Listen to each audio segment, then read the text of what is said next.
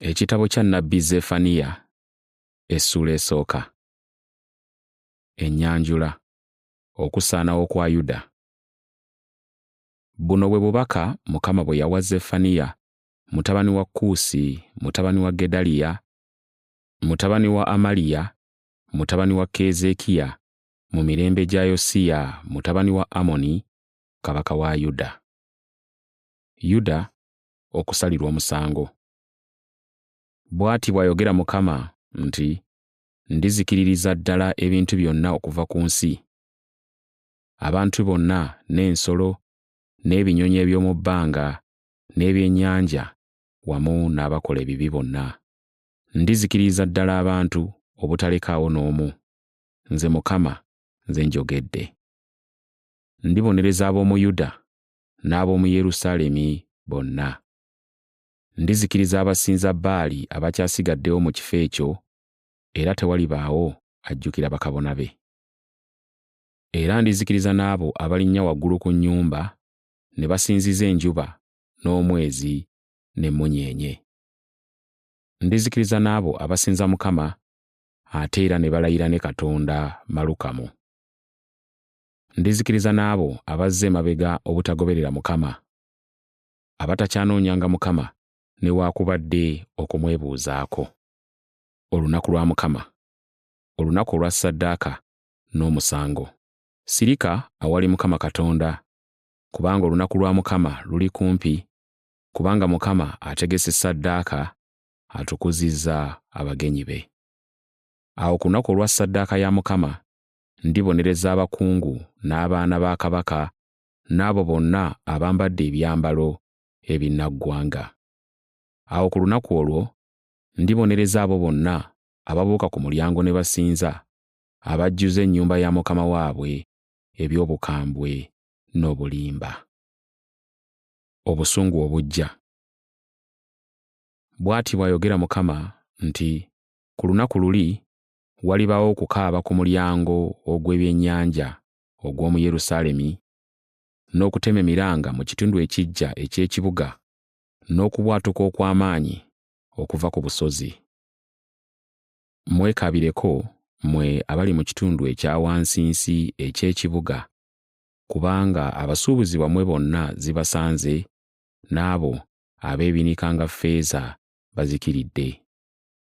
Awo olulituuka mu biro ebyo ndikwata ettaala ne nfuuza Yerusaalemi, era ndibonereza abantu abalowooza nti baali balungi, abatalina kye beeraliikirira, era abalowooza nti Mukama taliiko ky'akola, kakibe kirungi oba kibi. Obugagga bwabwe bulinyagibwa, n'ennyumba zaabwe zirifuuka matongo. Weewaawo balizimba amayumba naye tebaligasulamu, era balisimba ensuku ez'emizabbibu naye tebalinywa ku mwenge gwamu. Olunaku lwa Mukama olukulu luli kumpi, ddala lusembedde era lwanguwa mangu. Olunaku luliba lwa kubonaabona, n'omulwanyi omuzira alikaaba olw'obuyinike obungi. Olunaku olwo luliba lunaku lwa busungu, lwa buyinike n'okulaba ennaku, lunaku lwa kuzikirira na kuggwaawo, lunaku lwa kizikiza n'ekikome, lunaku lwa bire n'ekizikiza ekikutte. Lunaku lwa kufuuwa kkondeere n'okulangirira olutalo ku bibuga ebiriko enkomera n'eri eminaala emigulumivu. Ndireeta obuyinike ku bantu, batambule ng'abazibe b'amaaso, kubanga bakoze ebibi mu maaso ga Mukama. Omusaayi gwabwe gulifukibwa ng'enfuufu, n'emirambo gyabwe girisuulibwa ng'obusa. Ku lunaku olw'obusungu bwa Mukama, effeeza ne zaabu waabwe tebiriyinza kubawonya. Ensi yonna erizikirizibwa omuliro gw'obusungu bwe, kubanga alimalirawo ddala n'entiisa abo bonna abali mu nsi.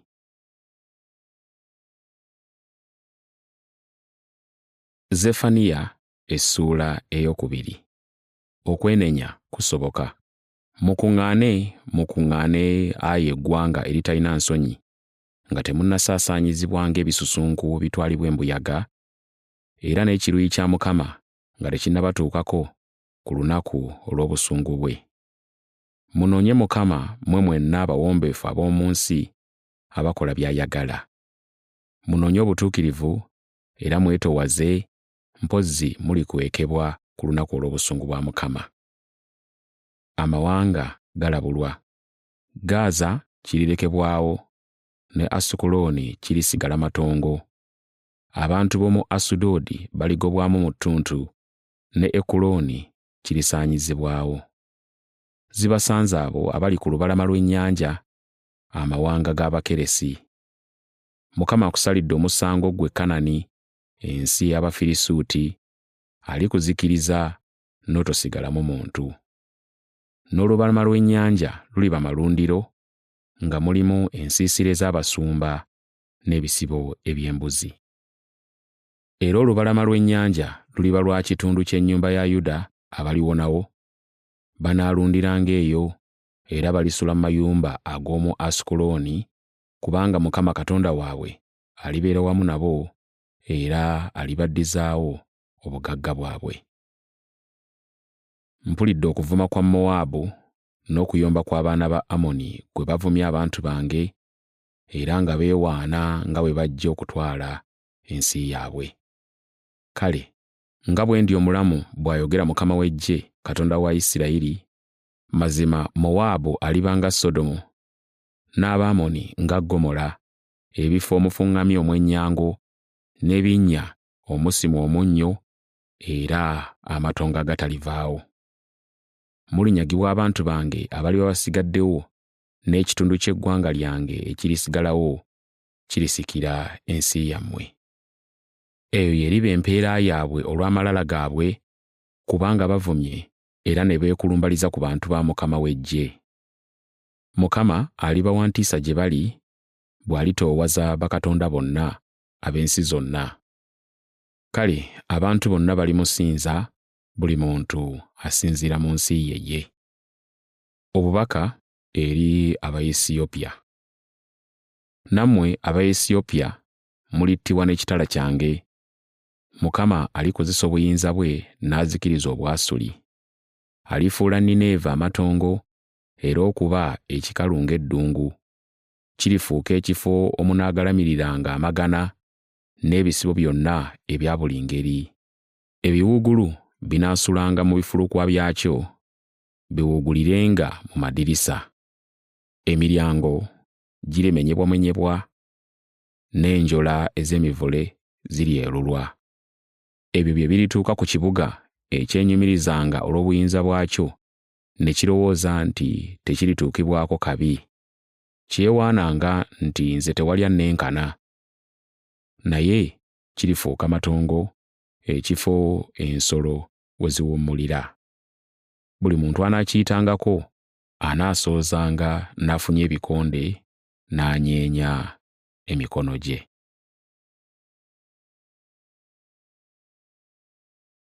Zefaniya essuula ey'okusatu. Obujeemu bwa Yerusaalemi. Zikisanze ekibuga Yerusaalemi, ekijeemu era ekyonoonefu, ekibonyaabonya abantu baakyo. Tekigondera ddoboozi wadde okukkiriza okubuulirirwa. Tekyesiga Mukama wadde okusemberera Katonda waakyo. Abakungu baamu balinga empologoma eziwuluguma, abalamuzi baamu balinga emisege egy'ekiro. Bakiri mu lulu abatafissaawo kantu. Bannabbi baamu baggwaamu ensa era bankwe. Bakabona baakyo bayonoona ekifo ekitukuvu era bafuulafuula amateeka ga Katonda okufuna bye baagala. Naye Mukama akyali mu kibuga ekyo, akola ebituufu so takola bitali bya butuukirivu. Buli nkya awatali kwosa alaganga bw'ali omwenkanya. Naye abantu ababi tebakwatibwa nsonyi, bongera kukola bibi. Mukama agamba nti, nsaanyizzaawo amawanga, ebigo byago ebigumu bisuuliddwa ku ttaka. Nzisizza enguudo zaabwe ne wataba aziyitamu. Ebibuga byabwe bifuuse matongo, tewakyali babibeeramu. Nayogera eri ekibuga nti mazima onontya, onokkiriza okubuulirirwa, kale ennyumba zaakyo tezandimaliddwawo, nga byonna bwe biri bye nalagira ku lwakyo. Naye bo beeyongera bweyongezi okukola ebikolwa ebibi.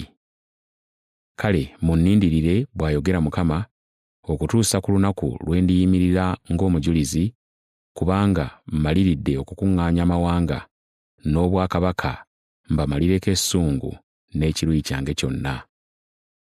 Ensi yonna omuliro ogw'obuggya bwange guligisaanyaawo. Essuubi. Mu biro ebyo ndikyusa emitima gy'abantu ab'omu mawanga, bonna balikoowoola erinnya lya Mukama, balimuweereza n'omutima gumu. Abalinneegayirira, be bantu bange abaasaasaana, balireeta ekitone kyange nga bava emitala w'emigga egy'Obuwesiyopya. Ku lunaku olwo tolikwatibwa nsonyi olw'ebikolwa byo byonna bye wansobya, kubanga lwe ndijja wakati mu ggwe abo abeenyumiriza n'ab'amalala, so naawe toliddamu kunjeemera ku lusozi lwange olutukuvu. Naye ndireka wakati mu ggwe abantu ababonyaabonyezebwa era abaavu, era abaneesiganga erinnya lya Mukama. Ekitundu kya Isirayiri ekirisigalawo tebalikola bitali bya butuukirivu, so tebalyogera bya bulimba, wadde okuba abakuusa. Balirya, baligalamira, so tewaliba abatiisa. Oluyimba olw'essanyu. Yimba, Ayi omuwala wa Sayuuni, yogerera waggulu, Ayi Isirayiri. Sanyuka ojaguze n'omutima gwo gwonna, Ayi omuwala wa Yerusaalemi. Mukama aggyeewo emisango gyo, agobye omulabe wo, kabaka wa Isirayiri. Mukama ali wakati mu ggwe, tolitya kabi konna nate. Ekiseera kijja okutuuka bagambe Yerusaalemi nti, totya ggwe Sayuuni, emikono gyo gireme okuddirira. Mukama Katonda wo ali naawe, ow'amaanyi, yakuwa okuwangula. Alikusanyukira nnyo, aliddamu okukulaga okwagala kwe, alikwaniriza ng'ayimba nga musanyufu. Ng'abali ku mbaga bwe basanyuka, Mukama agamba nti, nziggyeewo akabi akandikutuuseeko, era nkuggyeeko obuswavu. Ekiseera kijja kutuuka mbonereze bonna abaakubonyaabonyanga. Ndinunula abalema ne nkuŋŋaanya abo abaasaanyizibwa, era ndibafuula ettendo ne mbawa ekitiibwa mu nsi zonna gye baaswazibwa. Ekiseera kijja kutuuka mbakuŋŋaanye mmwe, mbakomyewo ewammwe. Ndibawa ekitiibwa n'ettendo mu mawanga gonna ag'omu nsi, bwe ndibaddizaawo ebirungi nga mulaba, bw'ayogera Mukama.